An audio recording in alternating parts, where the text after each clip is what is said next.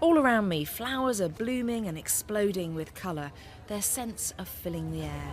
It's a beautiful sunny day here and hundreds of people have come to enjoy the sights of this flower show. But not everyone is going to experience them in exactly the same way. So I've come to meet James. For him, things are not as straightforward as you might expect. So James, what actually is synesthesia? Why are these senses crossing over for people?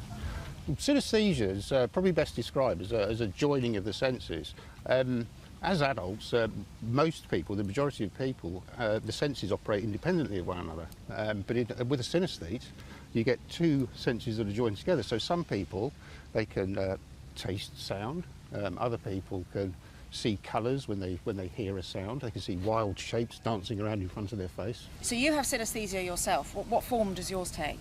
What I've got is sound to taste and also vision to taste as well. So when I see certain colours, I also get a very strong taste.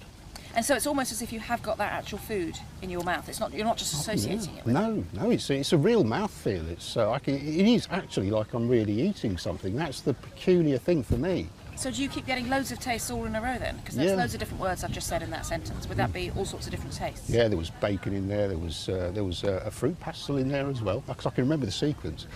Now I've got a much milder form of synesthesia, and I see colours for days of the week. So Monday is red, today is Friday, so that's definitely yellow. So I just assumed everybody did because it's just the way the world is for me. Is that how it is for you? It's just how it is. Exactly. Yeah. It's so natural. It's as natural as breathing.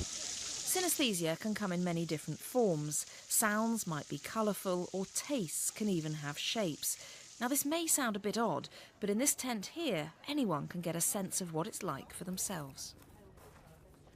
This is a special garden designed by Sarah Wilson, who experienced synesthesia as a child. So what is going on inside this tent? I'm not used to seeing a garden inside a tent. Well, the idea is to take you inside a synesthete's head so the public can actually walk through the tent and get an immersive experience. What inspired you to do a garden based on synesthesia? I had heard of the condition, and then I spoke to James Wonnerton of the UK Synaesthesia Association and got some input from him about actual experiences of synesthetes and tried to apply those concepts inside the garden so that it did represent their experiences.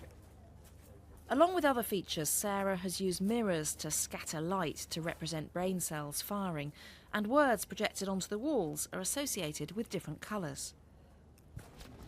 Oh, that was brilliant. It really did remind me of some of the synesthetic experiences that people like me and James experience on an everyday basis. But it gives everyone the perfect opportunity to try out for themselves this crossing over of the senses.